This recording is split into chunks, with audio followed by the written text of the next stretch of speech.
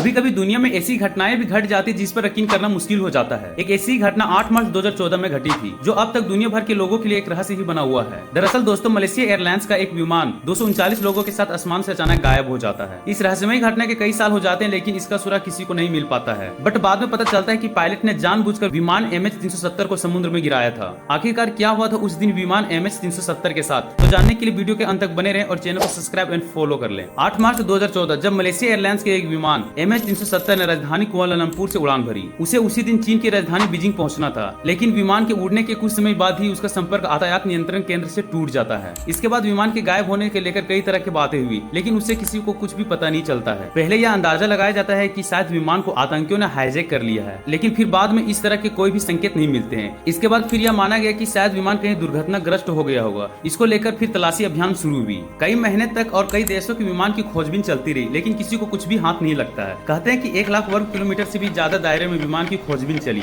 लेकिन जहाज का कुछ पता नहीं चलता है। किसी विमान को खोजने का यह इतिहास में अब तक का सबसे लंबा अभियान था। इसमें करोड़ों रुपए खर्च हो चुके थे। कई देशों ने भी इस तलाशी अभियान में मलेशिया की मदद की थी। इसके बाद भी MH370 को ढूंढा नहीं जा सका। जानकारी के मुताबिक इस विमान में कुल 239 लोग सवार थे, जिसमें 277 यात्री के साथ 12 चालक दल के सदस्य भी शामिल थे। इसमें सबसे ज्यादा संख्या चीन के यात्रियों की थी, उसके बाद मलेशिया के। कहते हैं कि आखिर बार विमान को हिंद महासागर के ऊपर उड़ते हुए पाया गया था, लेकिन उसके बाद अचानक रडार की पकड़ से बाहर चला गया था। इसके बाद उसका किसी को कुछ भी पता नहीं चलता है। हर तरफ से निराशा मिलने के बाद थक हार कर जनवरी 2017 में विमान का तलाशी अभियान भी आधिकारिक रूप से बंद कर दिया जाता है। कुछ साल बाद इस विमान के नए खुलासे होते हैं। नवंबर 2022 में हवाई जहाज के कुछ टुकड़े मिले, जिसके बाद एक गुत्थी सुलझती हुई दिख रही थी। इस विमान के पायलट जहारी अहमद शाह थे। ऑस्ट्रेलिया के पूर्व प्रधानमंत्री टोनी एबॉट ने यह दावा करते हुए सबको चौंका दिया कि मलेशिया के उच्च अधिकारियों का मानना है कि MH370 फ्लाइट को उसके कप्तान ने जानबूझकर समुद्र में डुबा दिया था। उनका दावा था कि कप्तान आत्मघाती था, जिसने विमान में सवार सभी लोगों को जान ले ली। हालांकि इस दावे से संबंधित कोई भी सबूत उन्होंने पेश नहीं किया था। इस तरह उनका यह दावा महज एक अनुमान ही माना जा रहा था। बट हाल ही में मिले एक मलबे में कुछ चौंका देने वाले खुलासा हुआ। दरअसल इस विमान का एक दरवाजा एक मछुआरों को मिला है, जिससे कई सारी गुत्थियां सुलझती हुई दिख रही है। इंडिपेंडेंट की रिपोर्ट के मुताबिक 25 दिन पहले मेडागास्कर के एक मछुआरे के घर पर लैंडिंग गियर दरवाजा मिला था। मेडागास्कर के मछुआरे के पास जो फ्लाइट का हिस्सा था, उससे ये साबित हो जाता है कि MH370 के पायलट ने जानबूझकर फ्लाइट की क्रैश लैंडिंग करवाई थी। टर्नियन डोन पहला सबूत है जो इस थ्योरी को साबित करता है कि हवाई जहाज उड़ा रहे पायलट सभी को मारना चाहता था। ट्रॉपिकल तूफान के चलते 2017 में मेडागास्कर तट पर बस जाने के बाद विमान के मलबे का टुकड़ा 2017 में टाटाली नामक के मछुआरे द्वारा पाया गया था। उन्होंने लैंडिंग गियर के दरवाजे को 5 साल अपने घर में रखा था और इसके महत्व के बारे में नहीं जानता था। मछुआरे की पत्नी इस दरवाजे का इस्तेमाल वॉशिंग बोर्ड की तरह यूज करती थी। दैट मींस उस पर कपड़े धोती थी। British engineer Richard Godfrey